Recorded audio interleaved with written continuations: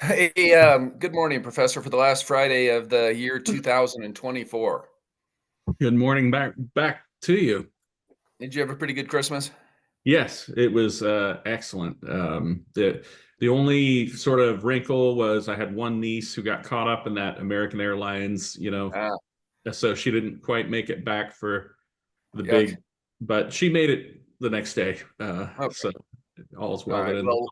Well, will the historians look back at Christmas 2024 with anything shockingly interesting? I mean, we'll get into a little bit of politics and science and technology and stuff, but is there anything like, wow, the Christmas of 2024 was special, or it was a pretty average? That's I don't even know how to answer that. I don't know. Right now it looks pretty average, but Yeah. I knew it but was average. I don't think there was I'll answer. anything that That's one of those. happened. I'll answer it in 20 years. Yeah, Uh, that's what actually my next question. When does history? You said this at one of our conversations in the past, and I can't remember. Something becomes historic, like yes, right when it happens, if it's big enough, or no, it always takes 5 or 10 or 50 years or 200 years. When does something become history? well, sometimes there are these great events that happen where you realize, okay, this is big, and we're right in the middle of it, and it's happening right now. And you think of things like Pearl Harbor, or for in the American context, the Civil War, or 9/11, and Landing on the moon. yeah, and you think, okay, the Cuban Missile Crisis, yeah, anything that seems to alter the trajectory of the entire world, perhaps, Okay. you're living through it. But in terms of what it means, some of my answer comes from just the declassification schedule in the United States, where we tend to start getting good books when the archives open, and some archives start opening in 20 years after the event. And then, but if I'm giving a serious answer for sort of all of human history, I kind of think that you have to write about things that you didn't live through. Uh, Oh, and that's why I would say so for me, 20-year-old historians can write about something 20 years old, and 70-year-old historians have to wait a little longer to get their good writing in, huh? well, you can write about things whatever that happened before you were born, but I ran into this problem a lot many years ago when I was a young historian, and I remember teaching like the Vietnam War, and you get these people who would say, "Oh, you don't understand. You weren't there."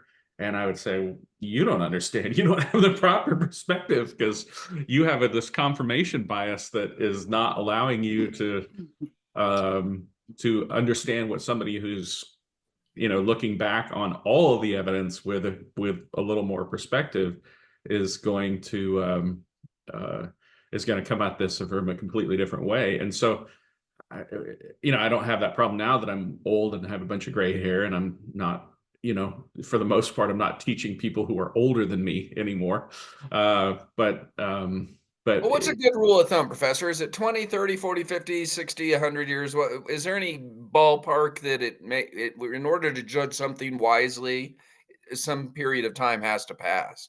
well, yeah, and that's why my go-to answer is usually 20 years, but I think but another important thing is, um, when you're an established enough historian to write about things that happened before you were born. I think Okay. that's kind of the sweet spot. All right. And then let's do a micro macro. Most things that happen of importance in human lives have nothing to do with that. Their history, family history, for example, is really the birth and death of their loved ones, right? I mean, that's what is really important to most people, right? Well, yes and no. I mean, I logged in a minute or so late, and the reason is I was gonna. At first, I thought I'm not gonna shave. I don't. I got out of the shower at. I got into the shower at a quarter till, so it takes me about 15 minutes to get dressed, and And the army taught us to do it in like two. yeah, and I know let's say a leisurely 15 minutes, Yeah. and I was thought, maybe I don't need to shave, and then at the last minute, I remember asking my Uncle Bill, who's my grandpa's brother, if he remembered anything my great grandpa ever said. And he said, "Oh, you should always shave because you don't want growing on your face what grows on a donkey's ass natural." And God, and so you shaved? yeah, and so I literally thought about my a little bit of family history, right before the show came on, because I said to myself, "Oh, you don't want growing on your face what grows on a donkey's ass natural," And then which you is look at me, God. So you're proving my point on spades, on steroids. Most of life is those personal things, the stories about what's going on in your real life. And yeah, the moon is landing's interesting, or some war somewhere across the world is something, I guess. But really, most of life happens outside of big historical events, even world wars, right? yeah, but we all live our lives in some sort of context, and that's kind of the magic of studying history. I was re-listening to Peter Schramm read his essay "Born American in the Wrong Place," which is Mm. an essay I've read hundreds of times, probably maybe 1,000 times, because I've taught it to my classes. And so you might ask yourself, like, why would I bother to listen to this essay that I've read 10,000 times? And or maybe not 10,000, 900 times. And The answer is that the magic of history is that I've changed every time I go back and revisit the the minds of people in the past. And so that's why my job never gets boring, because every year I'm teaching something that is the same as what I taught last year, but I've changed and the world has changed and the students are different and they see things in those primary source documents that I didn't see before. Just yesterday I was sharing with one of my friends a speech that I've shared with him again hundreds of times over the years, the Calvin Coolidge Business and the Free Press speech, and it hit him all of a sudden how profound a couple of lines were from this speech. He just, in a way, you have these events from the past, and then when you are ready to learn a different lesson about human beings, it'll sink in. Um, and it never stops uh, being fun, and it never stops. You never stop interacting with the past, whether you want to or not. You don't even have a choice. So you're a 0.1 percenter or a 0.01 percenter, one out of 10,000 probably, as far as understanding history and looking to how your life fits into context and how to learn things and how to share knowledge. Aren't you one out of 10,000? I mean, most people just are going to work and playing with their Yeah, but kids, right? I would say anybody who goes to church on a weekly basis is also putting their life into perspective on a weekly basis. So I don't Agreed. know, and about a third of Americans go to church every week. So Yeah. I'm not rare in that I'm you know constantly thinking about anybody who goes to therapy. A good, if you have a good Okay. therapist, you're trying to put your life into its proper context. Good retorts. Somebody Yeah. who has a really good friend and they like talking about the world. Yeah. Yeah, that's maybe it's funny when you ask like what was great about Christmas yesterday. I had coffee with my best friend and we talked for 3 hours, and Hmm. I was thinking to myself as I was driving away, that's why I'm hard to bribe, is like, if you ask me what is the funnest thing that I do, and it's talk to my best friend while we drink coffee in the parking lot, and we enjoy it so much that then we're talking in the parking lot and we're talking as we're getting into our cars, and then both of us are answering calls because we're late to our next thing. And um, I don't know, that doesn't cost any money, but that's the best thing in life right there. Yeah, lovely. All right. We've not chit chatted because I think this is important context. So I don't mean to chit chat in a bad way. I mean in a good way. But I do need to get into a couple historic events of this year. I wrote down a list of about 30 and I didn't even group them into categories. So it's just really a mess. So I don't think I need to get to 30, but I'm going to try to read kind of most of them. And we're gonna interrupt our conversation with a lawyer. Bart needs to have us understand TikTok, because that is one of the main things. I guess 170 million Americans are on it daily. I'm not sure it's daily, but you consistently use it. So that's over half of our country is on TikTok. I'm not, because I actually do think it's a security risk, and I don't want to be on it. So that weakens my perspective because I'm not communicating with half of America who loves to be on TikTok. So Bart, can you give us some thoughts because it's coming up on January 19th, and the new president was against it. Now he's for it. But from a legal perspective, Bart, and then Professor, you're going to add in a historic perspective, if like Ben Franklin's press, or are there any other things we should be thinking about long term? Because it's not 20 years, it's now. TikTok is one of the major things that happened in 2024. It got banned. Bart, tell us about TikTok. All right, John. And this is going to be great to have a discussion about, and I'll be really curious to hear Stephen's comments, because what we're actually dealing with, the case itself here, I'm going to be really technical, is called TikTok Inc. v. Garland. And of course, Merrick Garland is the attorney general, so they're suing him.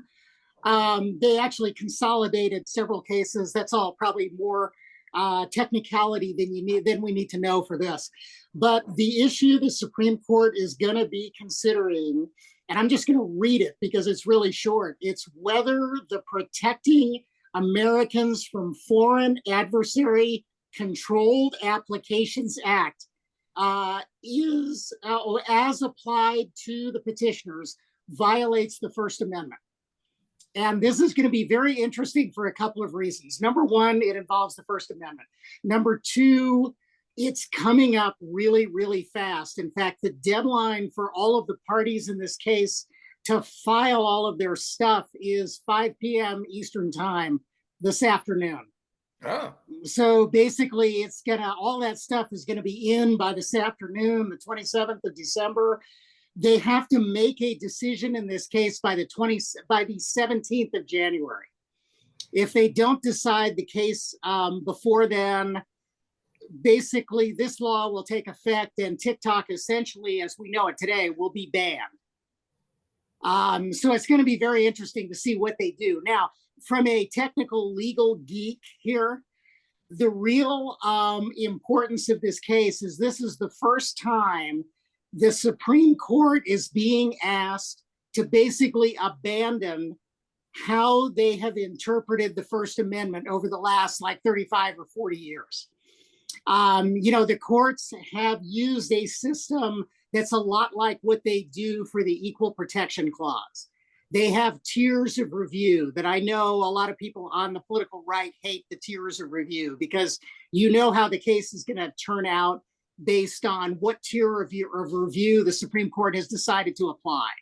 There's something called the rational basis test, which means that if there is any rational basis at all for the government to be doing something, it can do it. There's the intermediate scrutiny standard of review, or tier of review, which they only use for certain things, but basically what that says is that the government has to have a really, really important governmental interest in doing it. And then there's the strict scrutiny standard. Essentially, in a very simplistic explanation, if the government can't show that it's extremely, extremely, very, very important for some really crucial governmental reason, they can't do what they're trying to do. And in this case, the lower court in this case decided that this law, which I'm not going to repeat because it's too long and gobbledygook, that law actually met the strict scrutiny standard, which is the highest, standard of review. Now, all the parties in this case are arguing, oh, that's ridiculous. It never met that standard of review anyway. And not only that, the way the Supreme Court has been deciding constitutional issues, they really should decide this on some other standard, either the text history and tradition standard or something like that. And it's going to be interesting to see where the court goes with this case. Now, David French and Sarah Isker think that the court is going to uphold this law. I'm not so sure, because a lot of people on the political right are kind of equating this law with the Alien and Sedition Acts and all of that kind of stuff, which, those are kind of really, really old laws, but I'm sure Stephen will maybe get into those. We also had laws during World War I and World War II that were really misused by both President Roosevelt and President Wilson. Probably Wilson worse, although I guess you can weigh. I have no idea who was worse, but and maybe this case falls into that category. Maybe the facts of this case, I don't know, because what people really, where the petitioners that were referred to in the question that I read you at the top of what I'm saying here, they're all arguing their First Amendment rights are being violated. And the question is the court really going to go there in this case? Because what this case could also be considered to be about is that the country has a long history of regulating what other countries U.S. businesses can do business with and what companies from other countries can actually do business here on. And Congress actually did pass a law on this. There is a whole lot of literature out there on the fact that we don't know what the Chinese government is doing with all of the personal information they're getting through TikTok, and it is a treasure trove of information. We just don't know what they're doing with it because they won't tell us. And I don't know, I'm really torn on how I feel about this case, both as a lawyer and kind of personally, because I do think there's a national security element to this case. I'm like you, John. I'm not on TikTok. I'm on basically all the other platforms, but I'm not on that one, mainly because I don't want to be on it. I don't know where that information is going and what's happening with it. And I don't want to be part of that process. Bart, we could obviously have a whole conversation just on TikTok, and it's possible we will in 2025. Let me ask a question I should know the answer to, and then I don't, and then Professor Tootle give a couple remarks, and we'll go to the next topic. Bart, the case is going to be decided, I think he said, on the 17th. The law takes effect on the 19th. President Trump gets sworn in on the 20th. Can President Trump just go, yeah, whatever, executive order this, and I don't care what the Congress did, and I heard the Supreme Court, but blank, I'm doing something else? Is that possible? Yes and no. I think he can do that. He can issue an executive order because, frankly, presidents can issue executive orders on anything they want. The question is will anyone obey the executive order? And will a court enforce it? I would think in this situation, a court won't enforce an executive order like that because Congress actually passed a law here.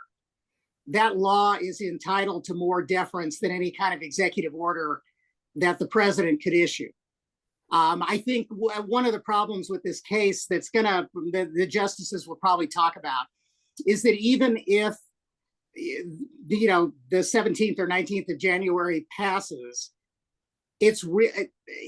what Congress passed is almost impossible, at least that's what TikTok is arguing, for TikTok to accomplish. What the Congress is requiring is that all of the code for all of the algorithms be based here in the United States. And I guess for a whole lot of technical reasons, that might not be possible. But I don't believe that it's not possible. That's my own thinking. I'm not a real tech genius, but I'm sitting here going, oh, come on, that's ridiculous. But you're going back to Law 101. Congress passed a law. A president can't overrule a Congress law just to its face. And the Supreme Court's in there too, saying either upholding it. If the Supreme Court has the power, if they say let it go or not, then that's going to be the answer, is what you're saying. Yeah, I think this case is going to be very historic. This will be one of the biggest First Amendment involved cases in a long, long time. Okay, and that's the reason I brought it up early. Something significant happened in 2020, 24, and it's TikTok. Professor, give a retort or question or comparative analysis or historical something, and we'll go to the next topic. Thanks, Bart. Well done. I guess I disagree. I think it's going to be the law is going to be upheld, and I don't think it has a lot of First Amendment. And I think the Supreme Court's going to say it doesn't have a lot of First Amendment implications, and they'll probably lean on the logic of the lower court that said even if this had to pass strict scrutiny, it would, because this is not a case that's about the First Amendment. You know, the Congress of the United States has the right to regulate, you know, commerce in the United States, and nobody's First Amendment rights are implicated. I mean, I think that's what they're going to decide. If foreign companies don't have First Amendment rights, the same First Amendment rights as individual American citizens or even American companies. So I just I think that I guess it will be interesting to me, and of course Bart's right. It's going to be big insofar as it involves this thing that a lot of people use, but if anything, the response to the passing of the law convinced a lot of lawmakers why the law was so important, precisely because TikTok was able to engineer a specific kind of outrage directed at Congress in a way that a lot of congressmen were like, whoa, this is handing over way too much power to a foreign entity to influence American politics and life and culture. But beyond all of that, I think the other thing is, I think the reason why the law will be upheld and survives all tiers of scrutiny is, again, not a lawyer, it's my understanding that the way the law is written it is written only about guaranteeing privacy and security for Americans, and the fact that the lower court's decision was unanimous, I can't and you mentioned this sort of typical ideological split. I guess I'll be interested to see if anybody dissents, or if this is unanimous. I think it'd be interesting, and if it was somehow unanimous. But I also, sometimes when a case is high profile, and this one is certainly high profile, justices kind of can't help themselves from writing concurring opinions that actually about how they disagree about why they're all voting unanimously.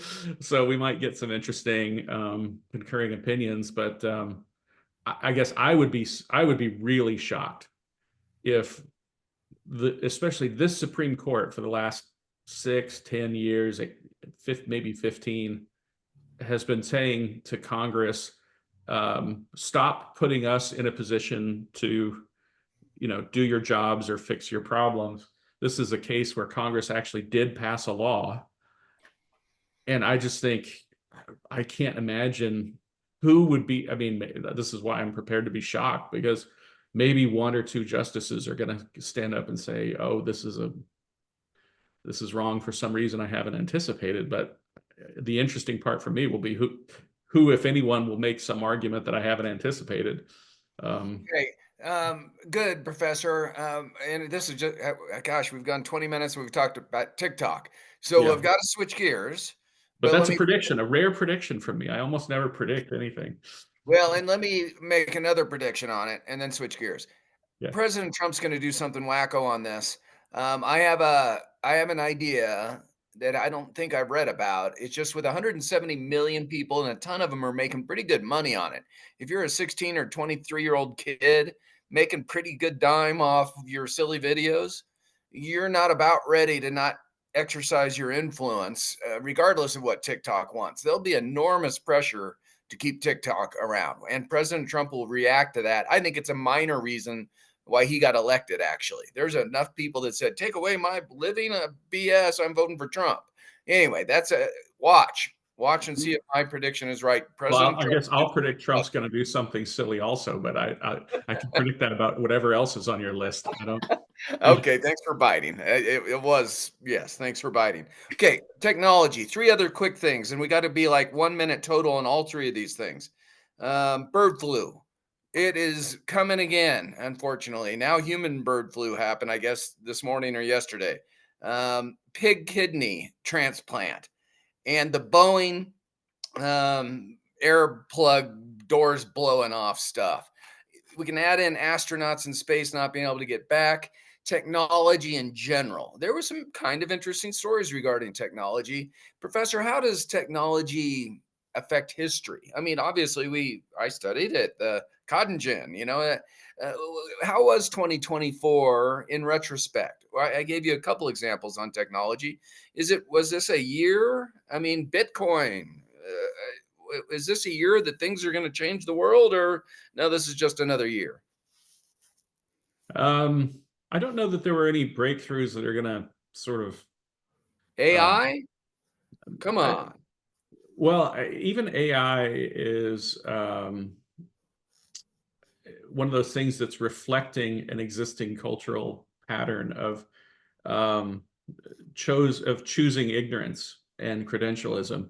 Um, so I mean, I think if I were to call call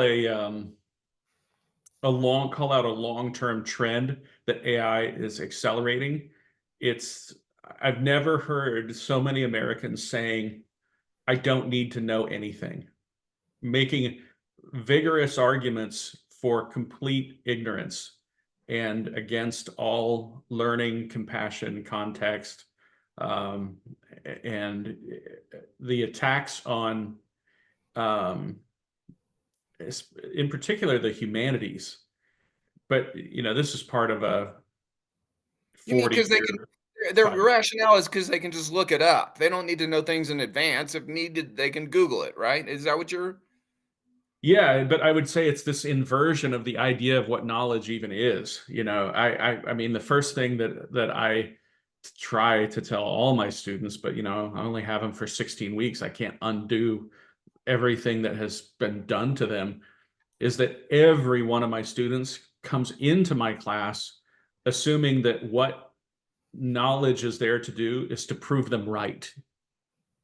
And that what you're supposed to do, because their teachers taught them this, is that for every issue, you line up the pros and the cons, and you go and look for information, and in order to solve this problem. And I tell my students, like, that is completely wrong. That all that's going to end up doing is making you, ignorant and angry. Um, what we do in my classes is we take a look at as much edited and cultivated and contextualized information as feasible in a 16-week period, as decided by historians and experts over the past 6,000 years, all editing this stuff down. And I sometimes say, for every single line on a PowerPoint, you need to understand that I am that every one of those sentences is there representing 10 books that I'm summarizing in one sentence. uh, and what you're here to do is you look at all of this information, and and then when someone asks you a question, you have the ability then to say, you're asking the wrong question. That's not really how that works. Because if you do it by pros and cons and go look for information, you're introducing confirmation bias. You'll never even know if you're asking the right question or not. And so what AI and the promise of AI is doing is it's really introducing misinformation and ignorance, and in a way offering some sort of sheen of legitimization. It's making it legitimate to be ignorant and to Well, make because the idea of 10,000 learning worthless. Facebook posts talked about an issue, so AI scams that all up and says a lot of people think something, but it's just a bunch of people throwing out stuff. Is But your if point? you take any area of expertise, some area where you are legitimately an expert, and you ask AI a question, what will be shocking if you use, is you'll say, oh my gosh, this is amazing how good this answer is, except for these one or two things that are just completely wrong. Where did this come from? And the problem is, what happens when we have a society where no one knows what those two things are that are wrong? You know, Mm. because what AI assumes is that, the majority or an idea being around for a long time makes it true. That's not what makes it true. A lot of people have been racist for a long time. Racism isn't true. It's not, but AI sort of, says, I don't know, Hitler had a point, like it tries to balance evil false ideas with true ideas and say, well, who's to say? And human beings, hopefully with a couple brain cells to rub them together, say, no, Hitler was wrong. I'm 100% right on this. He wasn't 50% right in this argument.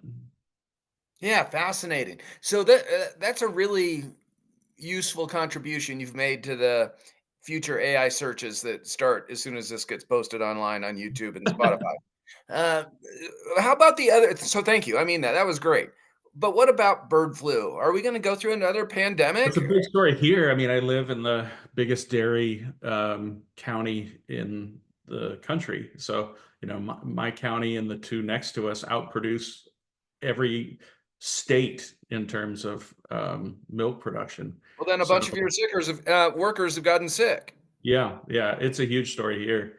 But I do tend to think that public health stories, and it's funny to say this because COVID was such a big deal to us, but like, I don't know, it's funny to make these kinds of predictions, but 100 years from now, nobody's going to study the Vietnam War and nobody's going to study COVID.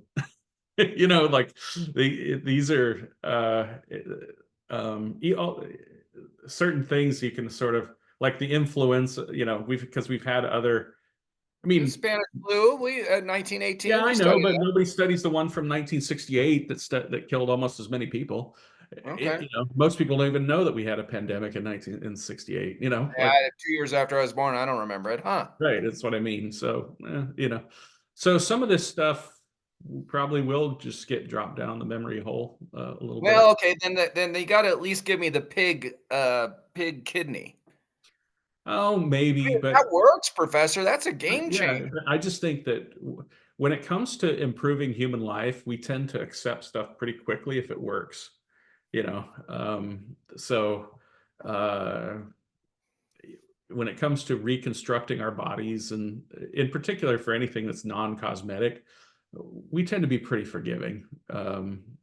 So I think that medical innovation is one of those things that just continues to astound me. I mean, in a way, the sort of thing that shocks me the most is because there was no one single breakthrough with cancer treatments, we kind of miss the fact that that cancer is becoming less and less lethal with every passing year because the treatments are getting so good. But because we haven't had like the one moment, everybody expects a kind of Jonas Salk polio Right. moment.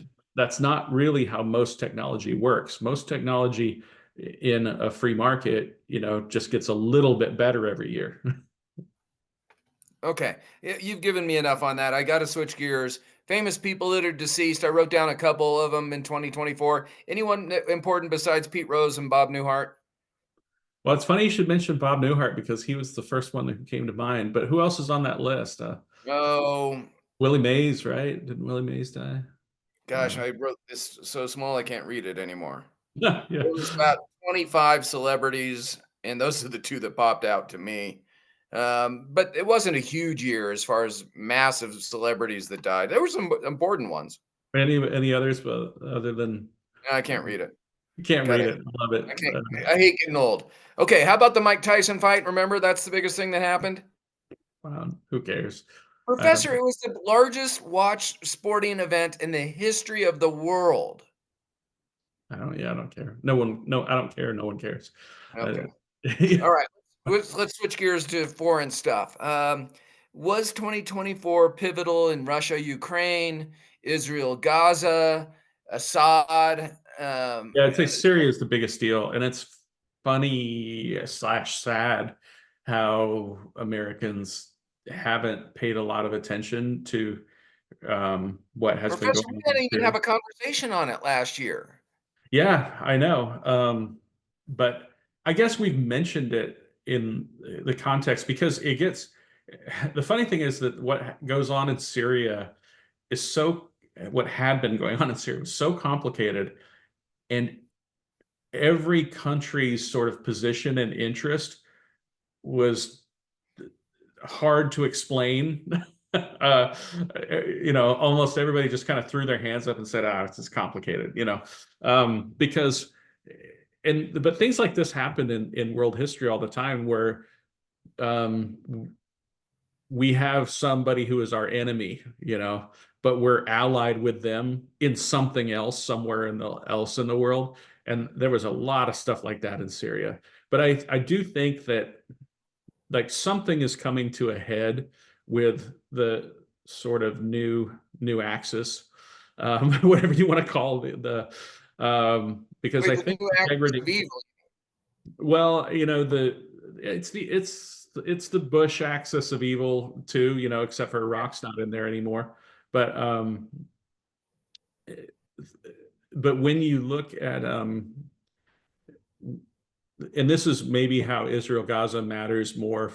Israel Gaza matters for a couple of reasons that are some distressing and some maybe positive. The distressing thing is that for a lot of people like me who kind of value international law and international rules, the complete beclowning of international law and international institutions, the response of the international community to Israel Gaza has done more to undermine the credibility of international law. I mean, it probably set international law back 100 years. You know, Ah, I interesting. I think we're back to almost a pre-UN understanding of international law because of how bad the UN and other actors have been with regards to uh, um, Israel and Gaza, which I do consider as kind of a setback, for humanity. Um, but again, it revealed something that was always there, which is a lot of the world is filled with anti-Semites, like like good old fashioned just Jew hatred is still prevalent throughout the world, and it's it, it's sad to see. You're But talking about the indictment of Israel's leader, yeah, and stuff like that. But it wasn't just that. It was like all these institutions that we rely on to sort of like build a case for genocide and against Russia, in Ukraine, for instance. And you say, okay, yeah, they're doing this amazing work and it's courageous and heroic and all this stuff. And then they just, destroy their credibility by tossing out all of these long and hard fought definitions of what genocide is and what a just war is, and they just throw it all away and say, well, we hate Jews so much that we don't even care what these words mean in the law. And you're like, what? That's how I hear it, at least. And do you think that the tipping point is partially in relation to President Trump getting elected again? There'll be the tipping point in 2025, don't you think? well, here's where I would say, like, the sort of, you never want to say that something's positive about a catastrophic war, but Israel has done an amazing job of degrading the ability of Iran to project power, and because they were using these, and they still do, these proxy groups, and Israel has just annihilated many of these groups. That's what led probably to Assad's toppling in Syria. But Iran is going to get, again, I probably should stay out of the prediction business, but they're going to get desperate because their position is becoming more and more desperate. And who knows what Trump will do? You never predict what that's going to be. But I do think that both Russia and Iran are going to be put in a much more desperate position. And what remains to be seen is how much will China bail them out? How will China continue to throw their lot in with Iran and Russia, or will they realize like this is not the future? uh, and if China stops supporting Iran and Russia, we could see a revolution in Iran and we could see Putin overthrown.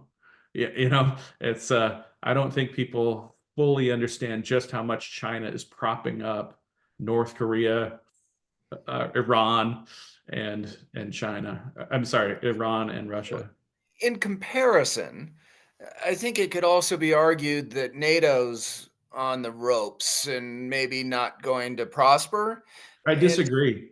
I yeah, think so because one of the things that, in a perverse way, is that um, it the invade Trump's ascension to office and the Russian invasion of Ukraine reminded everybody why Europe should care about NATO.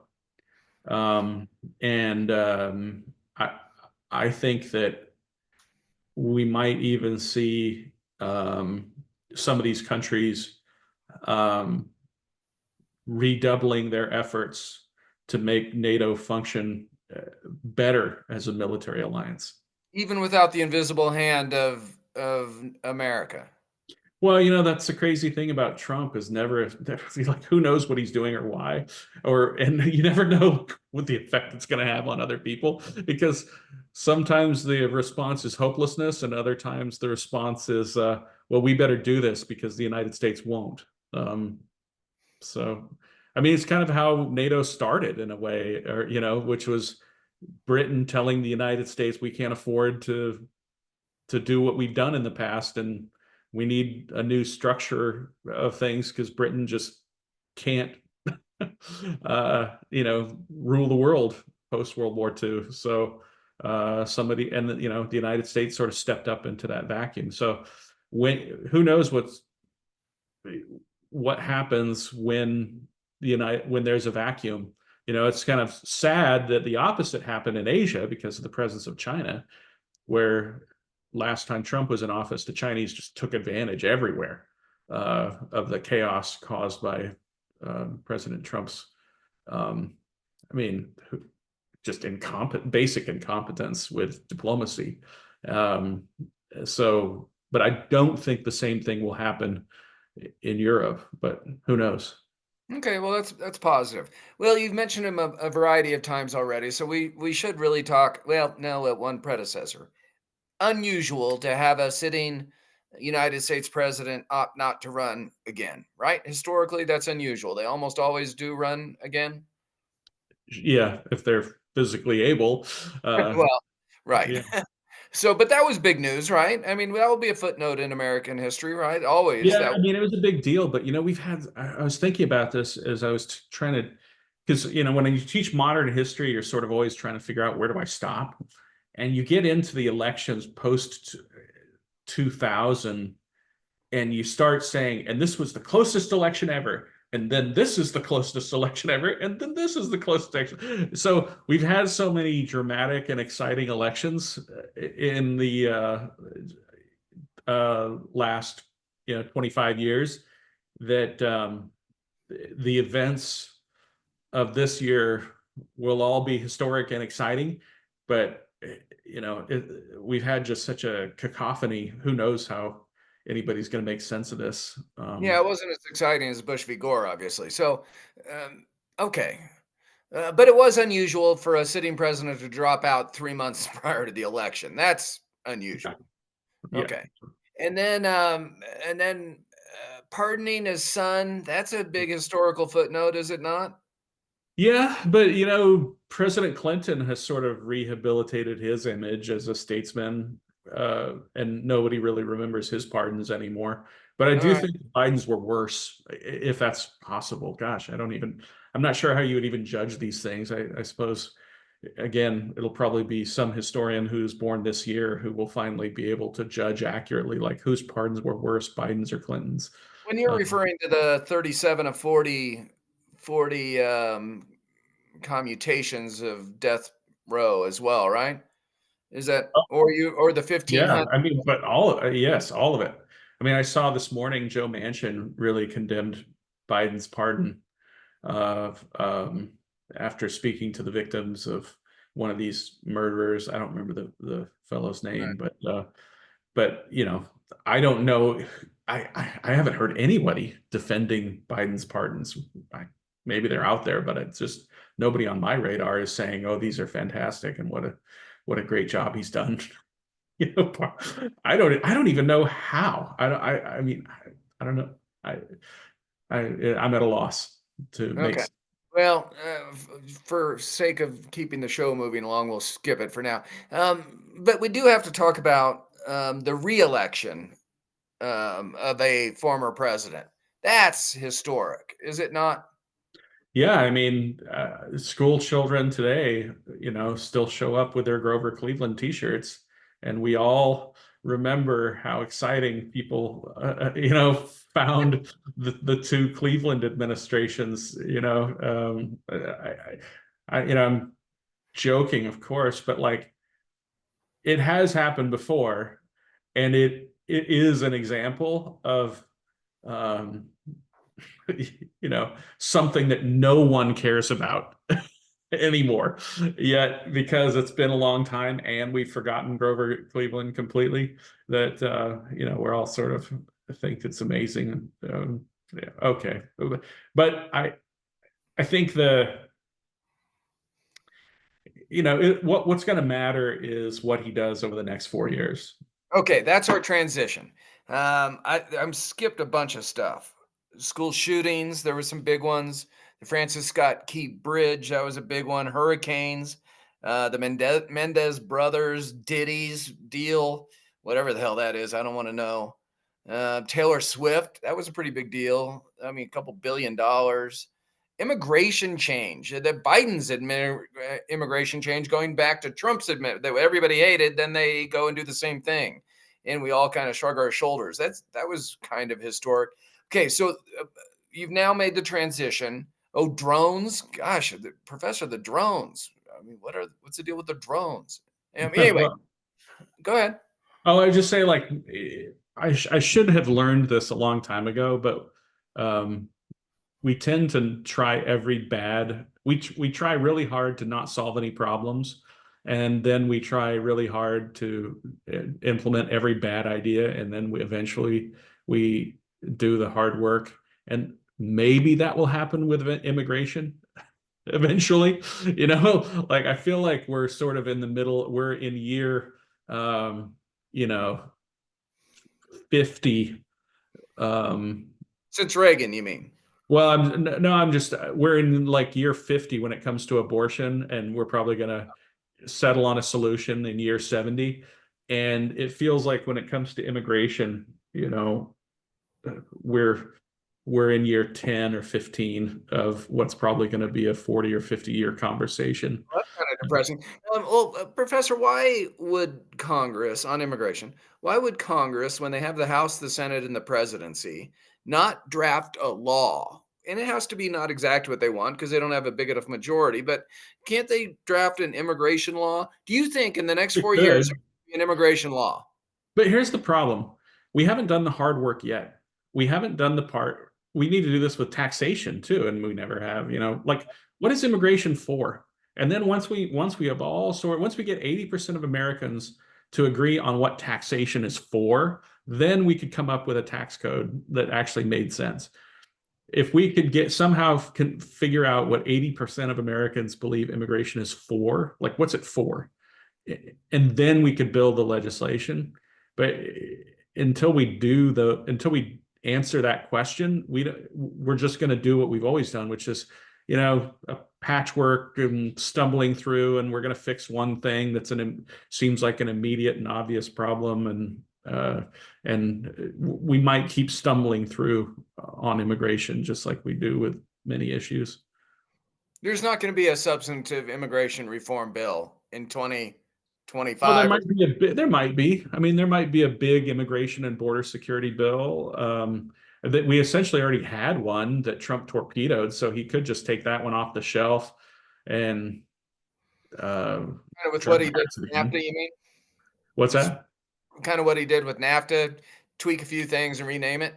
Yeah, I mean, although he really some of that stuff really it hurts. First of all, it hurts real people, which is, we're playing. He keeps playing these games, and it's like it's hurting human beings. But when I was mentioning his bungling in Asia, letting TPP go, that's one of those like things that might have set us back 50 years in Asia. When he did that last time, Right. and yeah, and NAFTA versus whatever it replaced it, UMSCA or whatever. I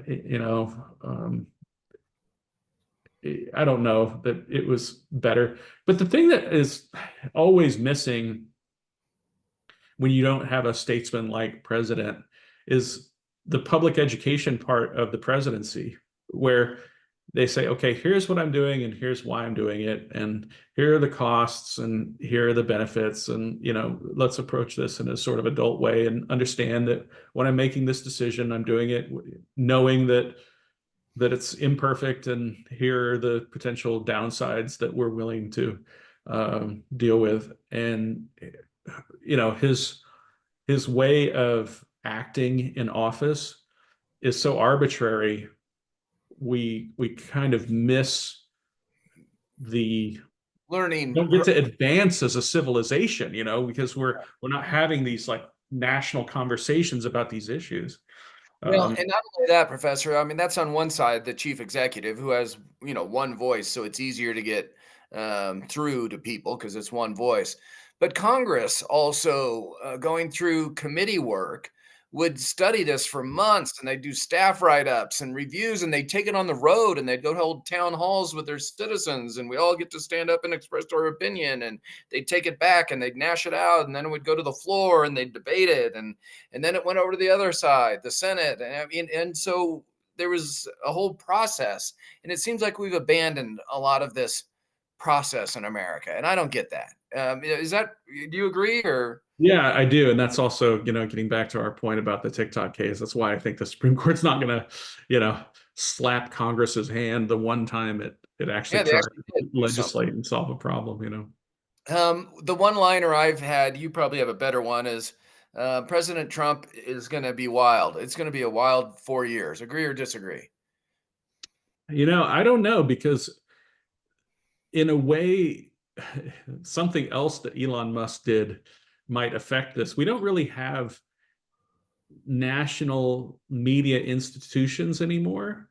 And the last place where you could sort of get a mob going was Twitter before Elon Musk took it over. And it's kind of like I forget what is it called? Blue Sky. It's Yeah. like everybody who left Twitter for Blue Sky or whatever it's called. Except for the audience is so small that no one cares. They're not getting anybody fired. Over at Blue Sky, and the same is true at Truth Social. Like nobody. Um, but the flip side of that is the alternative media sources that we've pushed on this show for whatever it is, 4 or 5 years, as long as they've existed. I just saw that the Free Press surpassed 1 million subscribers, which if you look at, the Wall Street Journal has 4 million subscribers. If we're talking about the Dispatch and the Free Press are replacing those older media institutions. So it'll be interesting to see where the Dispatch and the Free Press are after 4 years. And because they're the only, and I think one of the reasons is because they're the only two media institutions that have sort of consistently made sense of the chaos in a way that is intellectually defensible and honest. From their own perspectives, they come at it from a different perspective. But I think people are looking for media institutions with credibility, and so it'll be interesting to see the effect of President Trump on the growth of um, media institutions, and maybe the center shifting on some of these media institutions. That'll be something I'll be watching over the next 4 years. And that was a good transition. So thanks, noteworthy. But you don't agree that Trump's not just going to do wild stuff for 4 years? Oh yeah, he is. Okay. But I just don't know if anybody's going to be paying attention to it the way that we did the first time. You Okay. know, Let me he, reflect on that. So, Professor, last word from me is I'm pondering how to be effective our conversation, because I don't want to just be reactionary to President Trump says we have to do something regarding Panama and Greenland, and we have a show on Panama and Greenland, and because maybe that would be worthwhile to understand how history, how countries evolve and grow, and how you can used to buy countries, and yeah, how why 13% of Canadians want America uh, to be the 51st state, or for many, Canada to be the 51st state. what percent? The 13%. Wow. Well, I mean, it would be a bigger state than California, and it'd also be together. It would be larger than 23 other states. Well, So, yeah, it would be, first of all, that's absurd. But because 87% of Canadians are against it, right, but the other thing is it wouldn't be one state. right. Uh, It'd be, yeah, it's larger than 23 other American states, and yeah, would be the largest American state. Yeah, population wise. Canada And would get more than two senators. yeah, right. So I've been pondering on how to be rational in our conversations to help what you talked about by kind of that education process of learning about topics so we can make an informed decision rather than just be reactionary.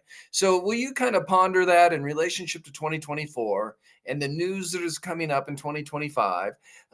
One thing that I've pondered is having maybe a set of three shows, maybe in a row, for a month. We do 3 out of 4 show Fridays in a month, all on education, or 3 out of 4 shows on foreign policy. So that's just to give you a preview of how we can maximize our voice. Any reaction to 2024 or Yeah, how we should I react? was thinking actually, my first thought is that I think we should interview a couple of teachers at different levels. I have some friends who are really good high school teachers, and I would love to get them on the show. And Can they speak freely though, or do they get fired if we actually do a good job interviewing them? if they can always say, I don't feel comfortable answering that, but the answer is yes, they could get fired, but I think that they'll, smart people will find a way of answering a question without getting fired. All And right. being honest, yeah. Jake says I can mostly speak freely. Yeah. So I Right. think it'd be fun to talk to sort of interview. And I've a couple people in mind. I've got a friend who teaches longtime AP English teacher here. And I have a friend who teaches AP history up in Northern California. And it'd be interesting to get Nick Miller, Greg Robinson, and Jake Peterson, and just ask the three of those guys questions about um, what they see in terms of high school. And then it'd be really interesting. I'd have to think a little harder about elementary school teachers, but it'd be interesting to find some, and maybe talk to some people who do homeschooling too. I'd be interested in uh, talking to those folks. And that still ties into your history approach, because you would add in context from 50 or 100 years ago on. Well, I was thinking about, I bought two of my uh, nieces and nephew, so I have one nephew and one niece, and they are homeschooling their kids. And I bought them a complete set of these Susan Wise Bauer books with sort of civilization curriculum. And Susan Wise Bauer is a great historian, and she writes books for grown-ups too. So I have been thinking about my greatest failure as a parent right now. It's just that my own kids got such a terrible history education.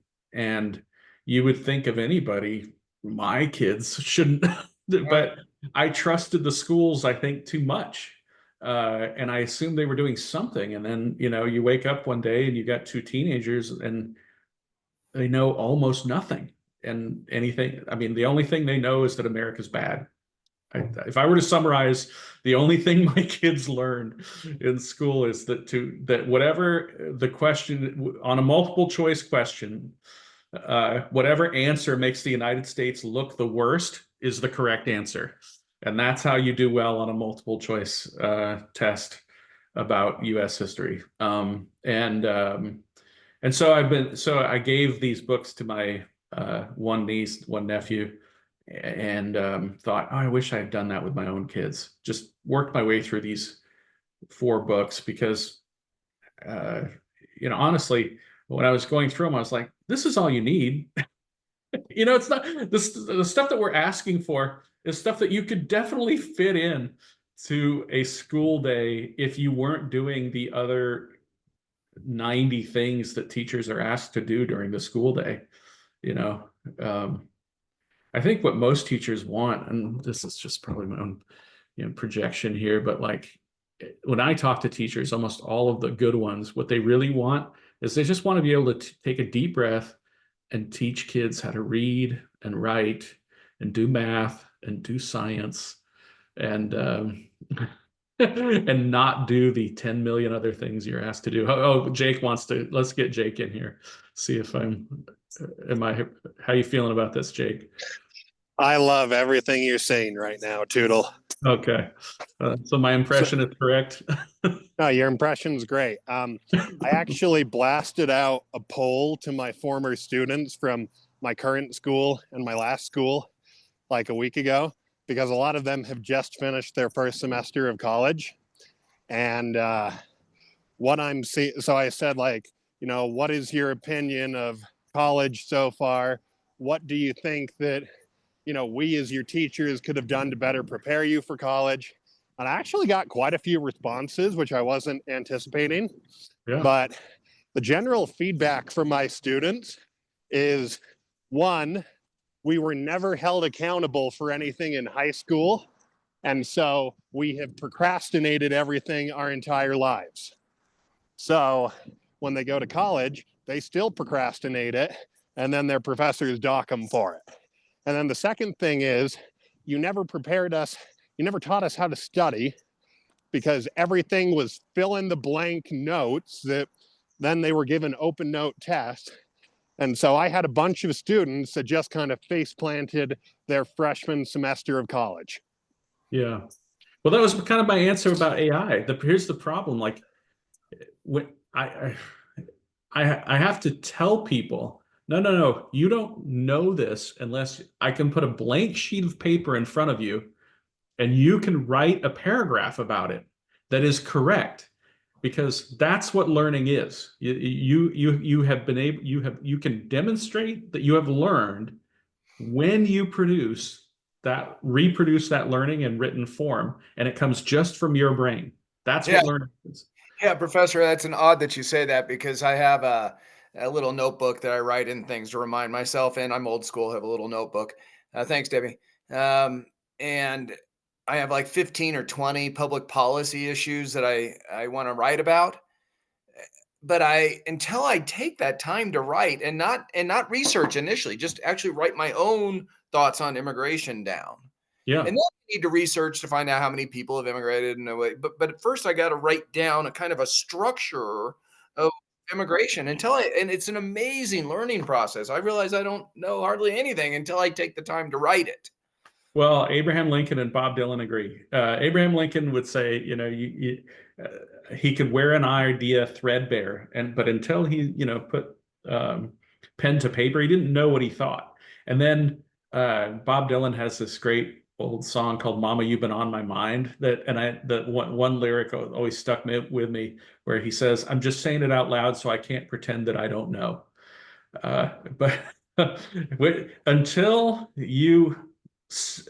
something enters the physical world, your jumbled mess of a brain will make sense of it. but it's kind of like you trying to transcribe these shows. I find, oh, I'm a really crazy, muddled, incoherent thinker once you see the transcript. But when I'm writing, I'm taking that mess and Right. it's coherent. And Right. I can say more in one paragraph than I can say in an hour. Right. That's funny. Okay. We've gone an hour and 7 or 8 minutes now. And unfortunately, we had Debbie and Yeah, I and know. I had some questions for her. Sorry she yeah, jumped so on. we'll get her on a show again, though. I mean, I feel bad that at least she listened to the content, but didn't get to add to it, which I feel bad about. Um, let's see, Bart and Jake, anything else to add today? I want to Tootle, see I if got we should do a bet on the TikTok case, and put some money, $1 on 4 different outcomes and see who wins the. Well, I'm not bubble sheeting, and I'm going to write it down, Professor. Okay, well, I'm just. Yeah. I Um, I think I see, I don't know the public pressure of 70 million people. I don't think you and I realize how many people watch TikTok videos all the time. That's what they do for a living, is there? I mean, for a lifestyle choice. That's all they do, mhm. watch TikTok. What our daughter, I think, watches a lot of TikTok. And all of a sudden you're saying on January 19th it's going to disappear? I don't know. I don't know. I think Trump's going to do something wacky and bring it back from the dead. That's what I think is going to happen. Well, I guess we'll find out if this is a for-profit corporation or if it is an entity of the Chinese government. Because if it's a for-profit corporation, they'll do whatever it takes to keep functioning. And if it's an entity of the Chinese government, it'll shut down. Oh, that's an interesting prediction. Bart or Jake, any thoughts on Professor's question? well, John, you've got to consider of the 170 million Americans, a Yeah, good number of those individuals are probably 18 and under, which yeah, means they can't vote. right. Yeah, So their opinions don't matter. So, like all my students that complain about it, one, they know nothing. Two, their opinion doesn't matter. But then three, if you shut down TikTok, they'll just move to like Instagram Reels. yeah, yeah, they will, and Facebook Reels and Threads, and yeah, right, they You know, it will. would be interesting to figure out uh, if if I was a congressman, right now, one of the things I would be doing is figuring out if I could license a product from Turnitin to see how many of the letters I get as a congressman are AI generated. Uh, And just to only answer non-AI generated uh, answers, because I was thinking about where my brain was going on this is like TikTok, when you see the literacy skills of people who spend a lot of time on TikTok, they can't read or write. They're basically illiterate. And how would they pressure a congressman, but they're also very tech savvy, but they're lazy. So they would probably use whatever TikTok said to use and AI generate with the same talking points letters to congressmen if they were motivated at all. And if I were a congressman, the first thing I would be doing right now is saying, well, I'm going to ignore all of the ones that are AI generated. How do I filter those out? Have you Bart, guys not? Have you guys? Wait, John. One thing with Tootle. Have you not seen those forms that people fill out? Yeah, I've heard of them. Yeah. Yeah. So again, I'm a millennial. A lot of my generation cares about stuff that doesn't really matter, and so I'll see people post on social media like, click on this link to mail it to your congressman, and you essentially just fill in your name, and then the rest of the letter is already filled out. Yeah. right. So I mean, we're But not even. I shouldn't say this but I knew people who worked in the offices of several different congressmen, and not every letter gets the same amount of attention. Yeah, of course. An No, AI generated letter gets an AI generated response. yeah. Jake or Bart, you get one last line if you want it. You don't have to, but if you want something, say it. No, I think I think all of this is fascinating. You know that we've got these. We really, I guess, we don't know what the future totally holds in 2025. It'll be interesting to see. You know, and I guess we're just going to have to wait and see. And it's really strange because I feel as though we are living through a pretty fascinating period in history, but I almost feel inadequate to appreciate it Yeah. because you know, it's like you're in the middle of a crisis and you don't have time to think about what's really going on. It feels a lot like the late 19th century to me, you know, which is why I keep finding myself studying that period more and more. This great period of time that even if you took a history class, you probably never studied anything from the so-called Gilded Age or Progressive Era. Like, but the more that I have studied today, the more it keeps driving me back to the events post Civil War. So it seems like you're not quite making the bridge for me. What is it today versus post Civil War? because we were undergoing so much social change that I sometimes use this metaphor that it felt like we were drinking out of a fire hose. You know, you couldn't even make sense of the changes that were taking place because you were living through it. And if the more you tried to keep up, the more you realized you can't keep up. And because that was really the first time in human history when human beings couldn't. So they were confronting this question maybe for the first time of how can I live my life when I can't know everything? You know, it's literally impossible to Prior to make that, sense of the prior to that world. time, they were living on the farm. They were raising something or growing something and producing something, and they had a little family, and that was their life. So they didn't have to think about things. Sure, but you know, there's this super boring essay, and I only recommend it if you want to go to sleep immediately, called "The Virgin and the Dynamo" by Henry Adams. The Virgin and the Dynamo, and I promise it's boring, but and there's oh, Jake's on the walking, or he could find it, but there's also a great illustration of it. You know, the dynamo is just this giant engine, and Henry Adams is just staring at it, thinking, what does this mean for humanity?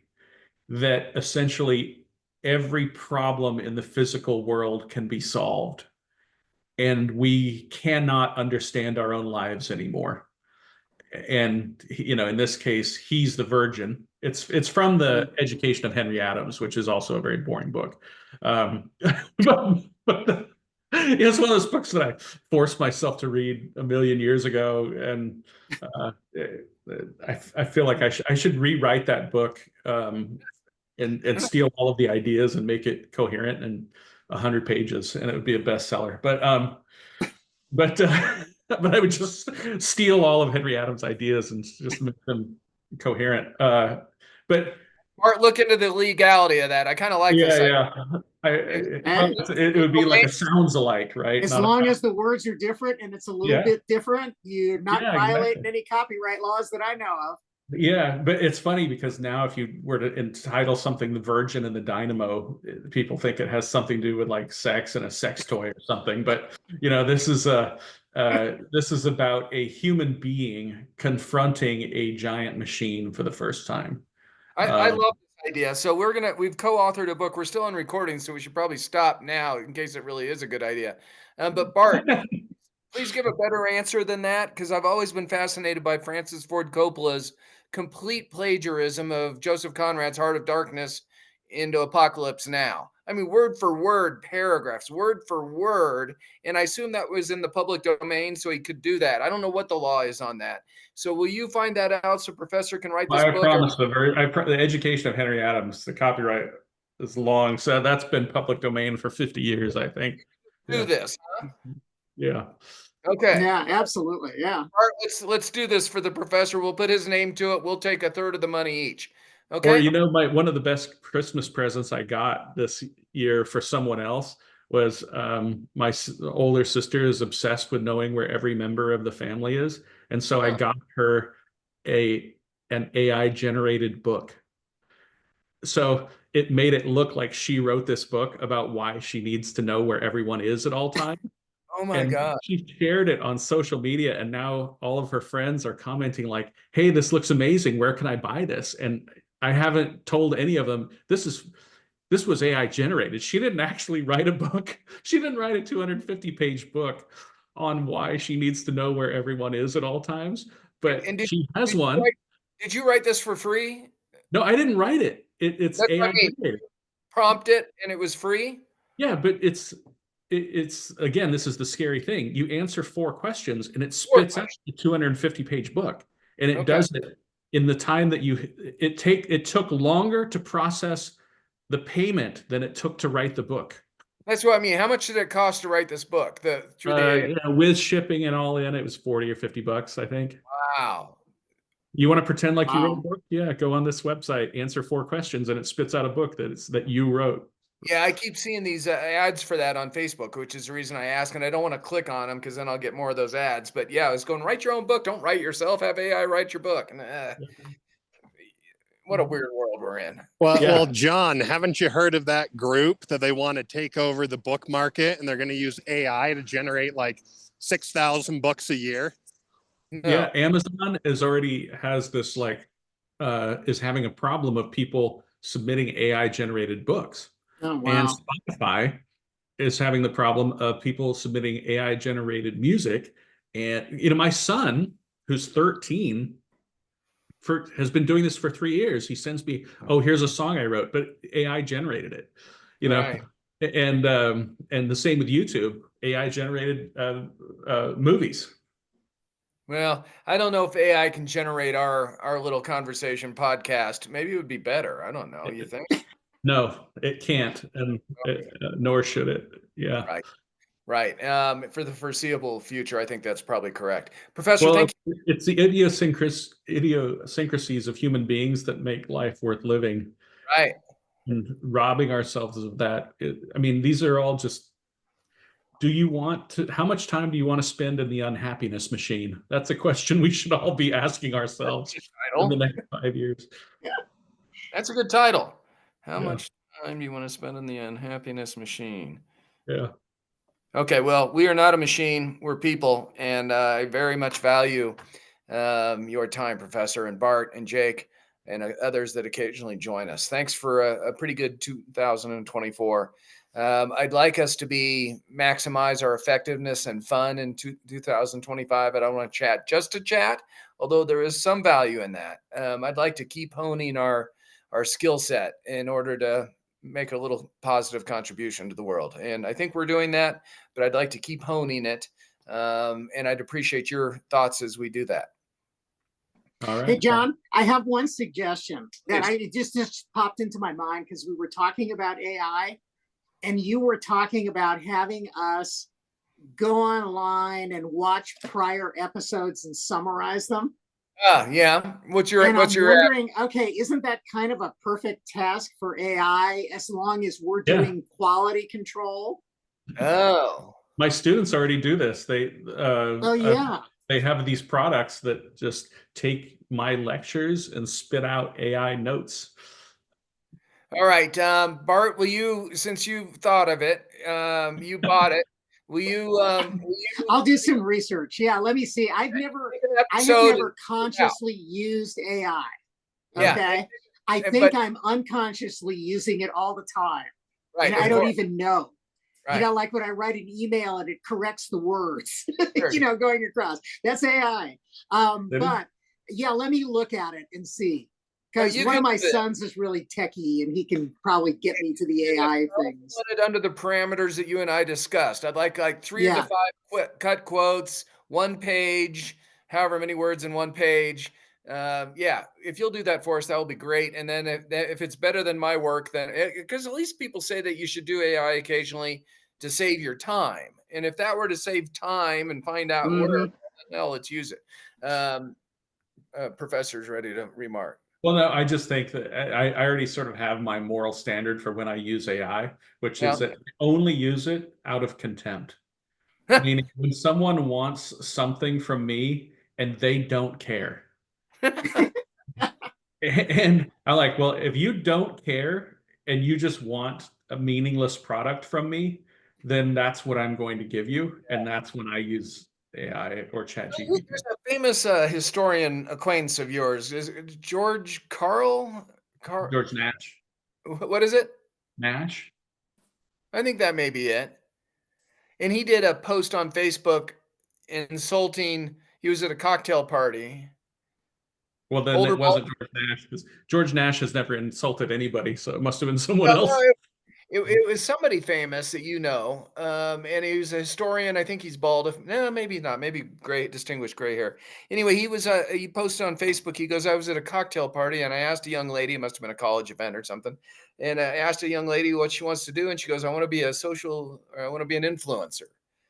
And he insulted. I mean, he's going, an influencer is the stupidest answer I've ever heard a young person say. They want to. What has she been? What's her experience? How can she be an influencer when she doesn't gain the decades of experience in doing Yeah. something? And I think he's wrong. I think there are influencers that have us buy brands and do go experience things, and so Well, of the topics we didn't talk about, the killing of that insurance executive. on my list. In my conversation with my best friend yesterday, I said it illustrated another principle that I think is true, and is that in many cases the only thing that matters is how you look with your shirt off. You know, if you want to be an influencer, look good with your shirt off. Oh yeah, from that angle, yes. And no one cares. I mean, no, you will immediately get attention Yeah. Mhm. if you look good with your shirt off, no matter Yeah. what you are saying. It is the fastest way to credibility in the year 2025.